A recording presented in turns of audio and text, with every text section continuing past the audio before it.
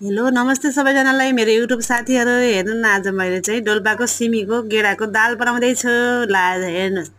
मैले के राखेको छु राम्रोसँग हेर्दिनु होला ल हेर्नु न मैले पहिला कुकरमा तेल हाले तेल तातो भएपछि मैले चाहिँ जिरा राख्छु जिरा राखे जिरा राखिसकेपछि जिरा पड्काएर त्यसपछि मैले राख्छु लसुन लसुन पछि राखे प्याज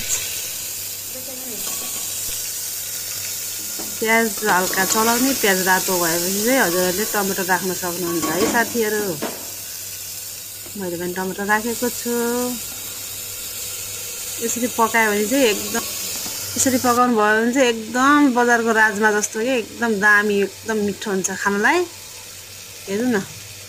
फेरि यो डोल्पाको सिमी एकदमै पाक्ने